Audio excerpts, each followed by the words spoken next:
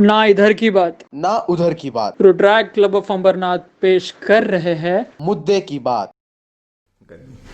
सो hi guys, अब तक आप हमें अलग अलग स्क्रीन्स पे देख रहे थे, पर हमने डिसाइड किया है कि अब से हम लोग एक साथ आकर आपके लिए वीडियोस और इंटरेस्टिंग और इंफॉर्मेटिव और ज्यादा इंटरैक्टिव बनाएंगे। तो दोस्तों, क्या आप वापस वही डिक्शनरी में नहीं सुनना चाहते किसी चीज का? क्योंकि आज का मुद्दा ऐसे किसी डिक्शनरी में जाके नहीं मिलने वाला। इसको हमें चीज की तह तक, जड़ तक जाके समझना है। आज का मुद्दा बहुत ही हम लोग है तो एक्चुअली डीप मुद्दा, पर हम लोग इसे एकदम सिंप्लीफाई करके लेमन टर्म्स में बताने वाले हैं। We are going to talk about the farmers bill 2020, उसके रिफॉर्म्स। तो हमने बहुत सुन लिया दोस्तों कि किसान ये इकोनॉमी का ड्राइवर होता है। हमारी 60% से ज्यादा आबादी ये रूरल या विलेज एरियाज में रिसाइड करती है। फार्मर सुसाइड कर रहे हैं, उनके लोन्स के प्रॉब्लम है, एमएसपी इश्यूज है और क्या क्या नहीं। और झगड़े भी हो रहे हैं, पॉलिटिक्स भी हो रहा है, क्या कुछ नहीं हो रहा। जब से बिल आया या उसके पहले भी स्वामीनाथन कमेटी के रिपोर्ट्स के बारे में बात की जाती है और बस बातें ही होती है, लेकिन कोई तह से नहीं समझना चाहता कि असलियत क्या है। सो आइए हम जड़ से एक न्यूट्रल वे में समझते कि फार्म बिल 2020 एग्जैक्टली क्या कहना चाहता है। सो जो फर्स्ट ऑर्डिनेंस है, जो फर्स्ट मेजर रिफॉर्म है इसमें, it speaks about the independent selling by farmers in a market which will be parallel to the APMC. अब APMC क्या है? Agricultural Produce and Market Committee. तो इसमें क्या होने वाला है कि मैं आपको एकदम सिंपल एग्जांपल दे देता हूँ इसमें। अब मैं एक टोमेटो फार्मर हूँ और विशाल को टोमेटो चाहिए, ही इज अ कंज्यूमर। अब क्या होने वाला है? द पॉसिबिलिटी इज विशाल मेरे से डायरेक्टली आके बोल सकता है कि I want 1 kilo tomatoes and I will give him at around 6 rupees per KG. But अब तक क्या चलते आ रहा था? अब तक इस रिफॉर्म के पहले तक what was happening? I could not sell it directly. This was the abhi due to this reform we can sell this from one district, like I'm in Thane district right now.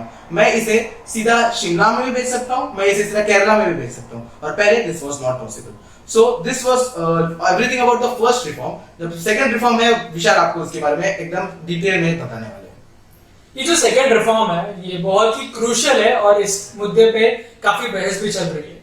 ये बात है agreements की या तो contracts की। ये किस type के कॉन्ट्रैक्ट है? एक कॉन्ट्रैक्ट का टाइप होता है जिसे कहते हैं फ्यूचर कॉन्ट्रैक्ट्स। इसमें क्या होता है? समझो कि मैं एक पोटैटो फार्मर हूं और मैं लेस इस कंपनी से एक कॉन्ट्रैक्ट करता हूं। लेस ये कंपनी कहती है कि भैया आप अपना पोटैटो लगाइए और उसका जो प्रोड्यूस होगा मैं आपसे 6 महीने बाद खरीदूंगा XYZ प्राइस पे।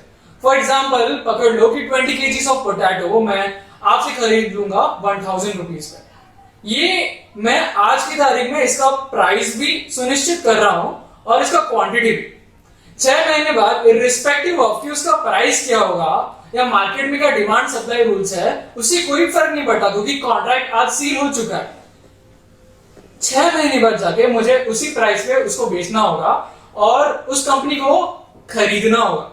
इसमें प्रॉफिट भी हो सकता है और लॉस भी हो सकता है, क्योंकि प्राइस उससे ज्यादा भी हो सकता है तो फार्मर का प्रॉफिट है, प्राइस कम भी हो सकता है जो फिर जाके लॉस है। सो सीइंग दिस सिनेरियो ये बहुत ही क्रूशियल हो जाता है और एट टाइम्स इसमें बहुत सारे फ्लॉज होते हैं कॉन्ट्रैक्ट में। फार्मर्स हर बार इसे कोप अप नहीं कर पाते क्योंकि मेजरली फार्मर्स सब इरिटेट होते हैं, तो फिर exactly but there are many farmers those who are well off. कुछ काफी वेल ऑफ फार्मर्स भी होते हैं, बट मेजॉरिटी हम देखना चाहे तो 10% भी नहीं होता है।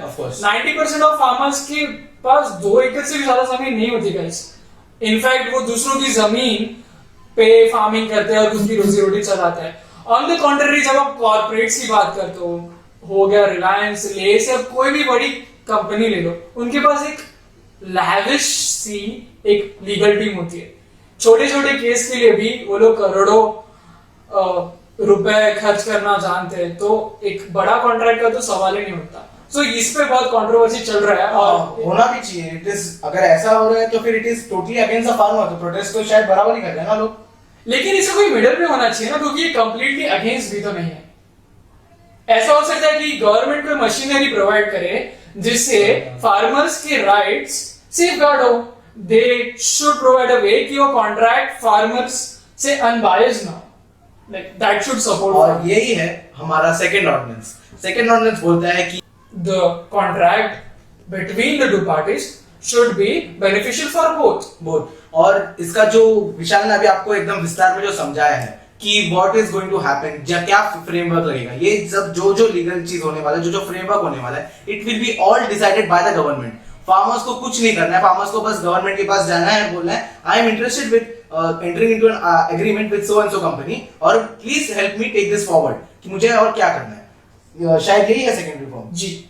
और थर्ड रिफॉर्म भी विशाल आई थिंक आपको ये भी समझाना चाहिए about the hoarding situation. Hoarding क्या होता है? होर्डिंग एक्चुअली इट्स होर्डिंग अगर सिंपल लेमैन टर्म में बोलूंगा तो it's nothing but artificial shortage, creating an artificial shortage of farm products और any good for as such.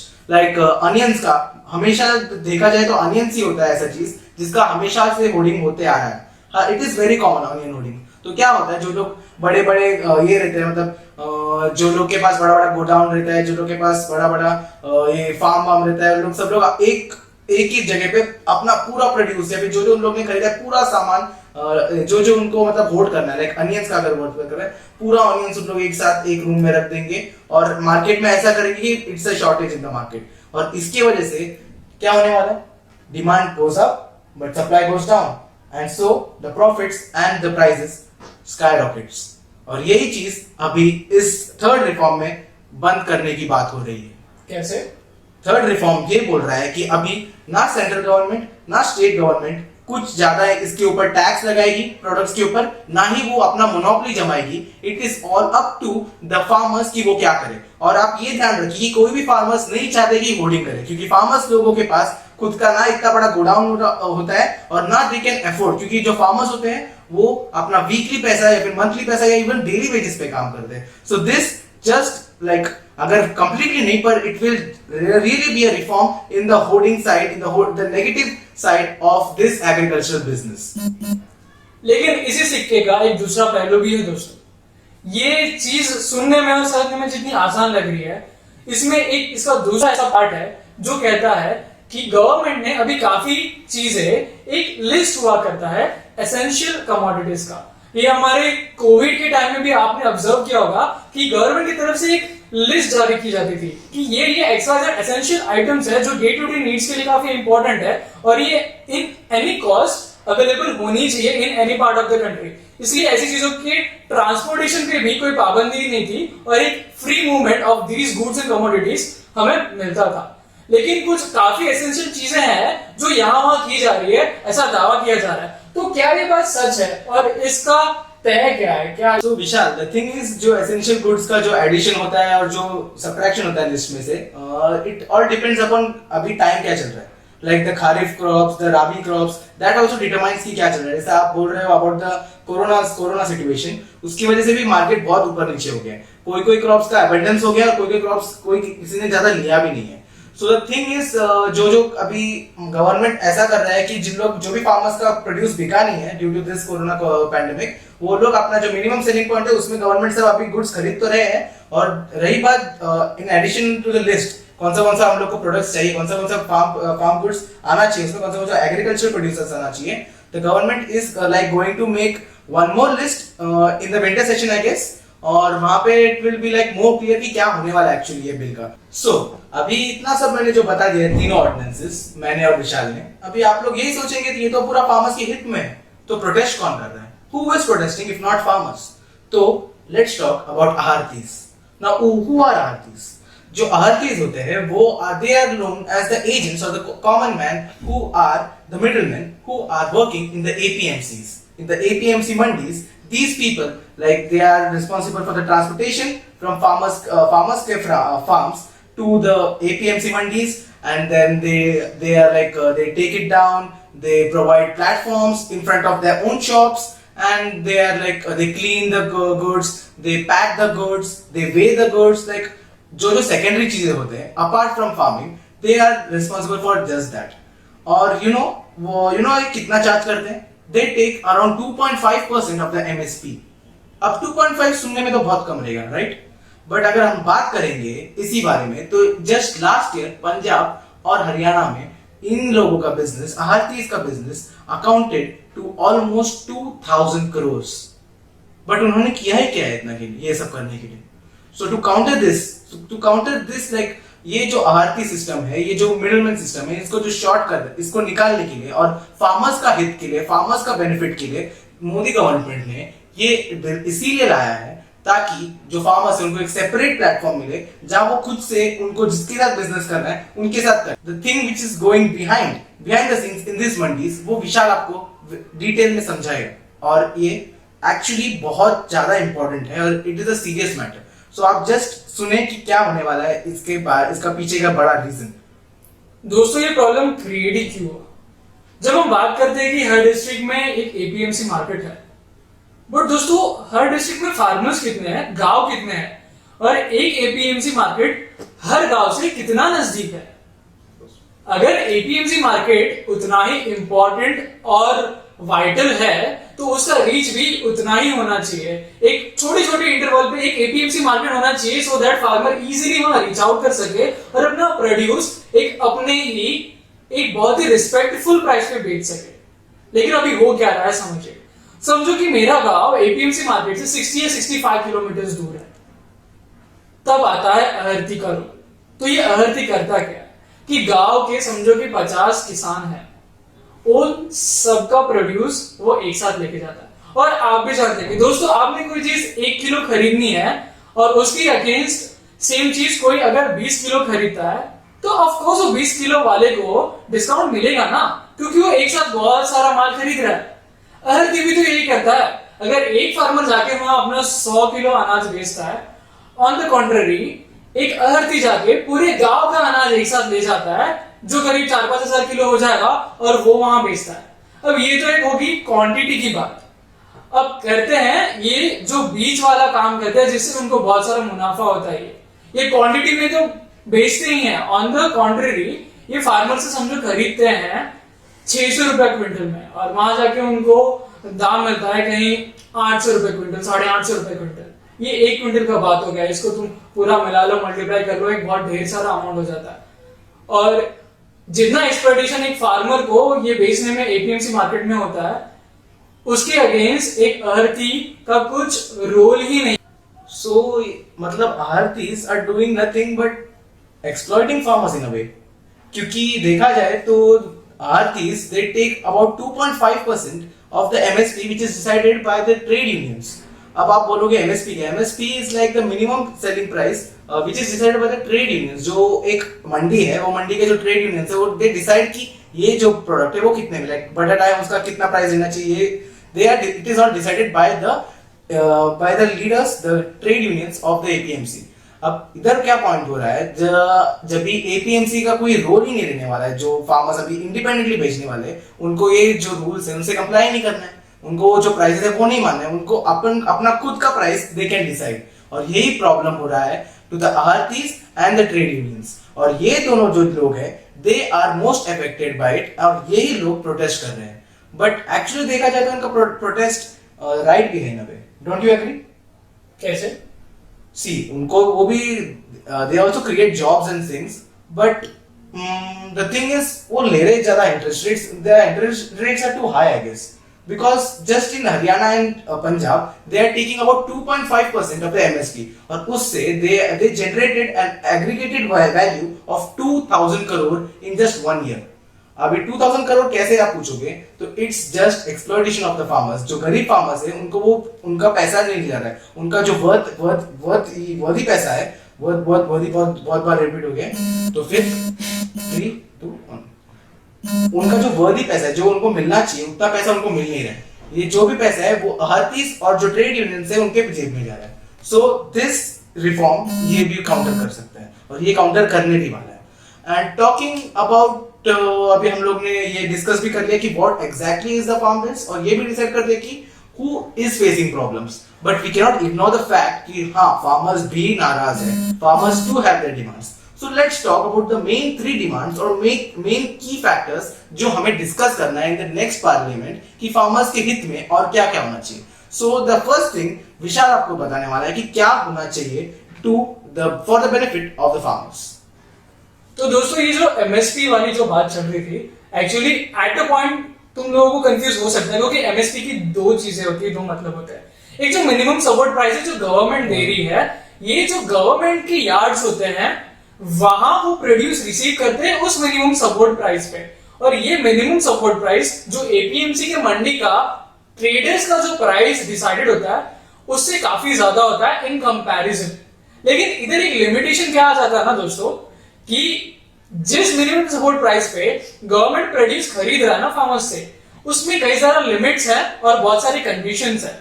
Like पर फार्मर एक लिमिट है कि तुम्हारे पास कितनी जमीन है फर्स्ट, सेकेंडली उतनी जमीन होके भी आपका वो पूरा प्रोड्यूस नहीं खरीदेंगे, उसका भी एक स्पेसिफिक क्वांटिटी वो लोग डिफाइन करते हैं कि हम आपसे पर फार्मर पर एरिया इतना ही प्रोड्यूस खरीद सकते हैं आपसे। इवन इन दैट अगर आपने ऑलरेडी रजिस्टर कर भी दिया, आपको बिफोरहैंड रजिस्टर करना पड़ता है उनके पास बेचने के लिए एमएसपी पे, अगर आपने वो कर दिया है उसके बाद भी अगर उनका एक सैचुरिटी पॉइंट मीट हो गया कि ठीक है हम इससे ज्यादा प्रोड्यूस अभी नहीं खरीद सकते, गवर्नमेंट का एक सैचुरेशन आ गया, तो गवर्नमेंट आपको स्ट्रेट अवे ना भी बोल सकते कि सॉरी फार्मर, हम अभी आपसे और नहीं खरीद सकते, भले ही आपने हमारे पास रजिस्टर कर रहा बट सॉरी हम नहीं कर सकते। और इसी के वजह से बहुत ज्यादा ही लॉस हो रहा है farmers on a major scale. अब जब गवर्नमेंट इतना बड़ा अमेंडमेंट ला चुका है तो इसमें क्यों नहीं ला रहे हैं, जो रिफॉर्म्स है वो इसमें क्यों नहीं ला रहे हैं कि फार्मर्स का जो सपोर्ट है वो भी थोड़ा इंक्रीज किया जाए। So the farmers are right in this way. And the second thing is loans. What we have to say about the loans. को लोन्स का कैसा है, जब गवर्नमेंट ने फार्मर्स को लोन देना स्टार्ट किया तभी एक बहुत बड़ा रीजन था, और वो था कि जो गांव के जमींदार थे, ठीक है, अगर गवर्नमेंट ने लोन देना चालू नहीं किया होता तो आज तक उनका एक्सप्लॉयटेशन और अलग लेवल पे चला जाता। क्यों?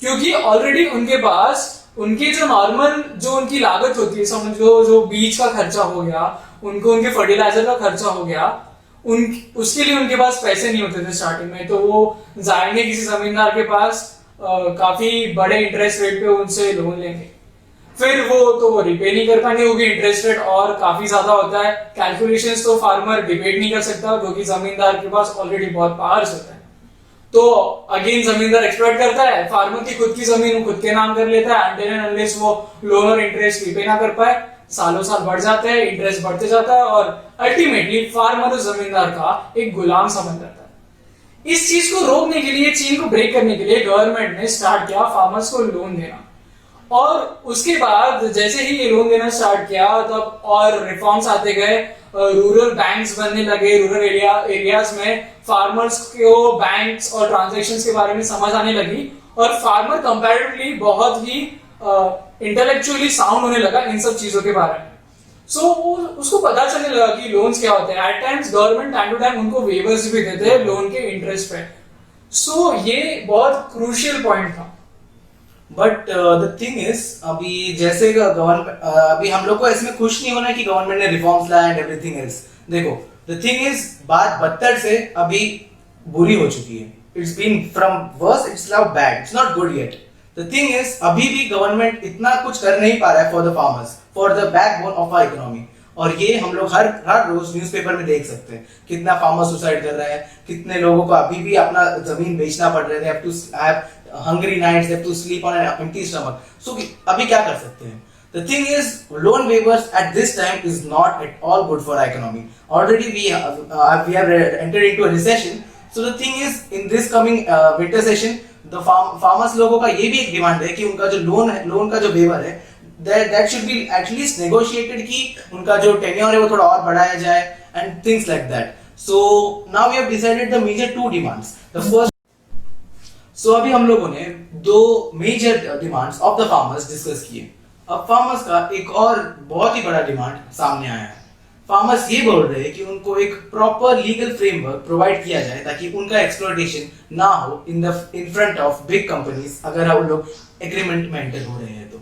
और गवर्नमेंट ने ये भी बोला है कि सब कुछ जो फ्रेमवर्क है, जो लीगल पॉलिसीज है, they are going to handle everything, और फार्मर्स को कुछ इसका टेंशन नहीं रहना चाहिए। बट फिर भी if we have to हम लोग ये भी नहीं बोल सकते कि it will be an easy job, but फिर भी देखते हैं क्या होने वाला है। After all, it's just 1 month of the farm reform bill, और completely it's not been into action, and after like about a year, we can like see कि अच्छा रिफॉर्म है, क्योंकि ऑन पेपर ये तो बहुत अच्छा लग रहा है, बट इसका जो प्रैक्टिकल यूसेज होने वाला है, क्या it will be the same as it is proposed? Will it be as effective as it is seen to be by the government and also most of the people of India? So this was आज का topic on मुद्दे की बात. I hope कि आप लोगों के दिमाग में जो जो सवाल थे, जो जो डाउट्स थे regarding this topic of the Farm Bill 2020, we have been a small part in clearing it. तो दोस्तों, अगर आपको ये वीडियो सच में बहुत पसंद आया हो तो जल्दी से इसको लाइक कर दीजिए, कमेंट कर दीजिए और सब्सक्राइब करना मत भूलिएगा. और साथ में एक छोटी सी घंटी जो आपको वहां नीचे दिखती होगी, वो एक नोटिफिकेशन बटन है गाइस, वो बेल आइकन को टैप कर दीजिएगा. सो जल्दी से जल्दी हर बार जब भी हमारा कोई वीडियो आए तो आप तुरंत ही उसको देख पाए. ऑल्सो अगर आपको कोई भी सजेशन है, इंप्रूवमेंट है, या कोई अच्छे बुरे कैसे भी आपको कोई व्यूज देने हैं तो बेझिझक कमेंट सेक्शन में लिखिए, या फिर एंड में आपको हमारे सारे सोशल मीडिया हैंडल्स दिखाई देते हैं guys. Reach out to us there and help us to give the best out of us. Thank you guys. This is Rotractor Sujit signing off. And this is rotaractor Vishal signing off. देखते रहिए मुद्दे की बात.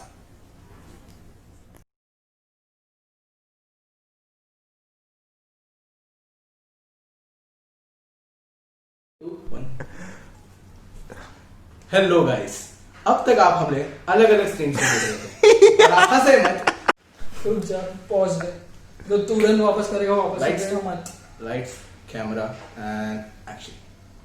So hi guys, अब तक आप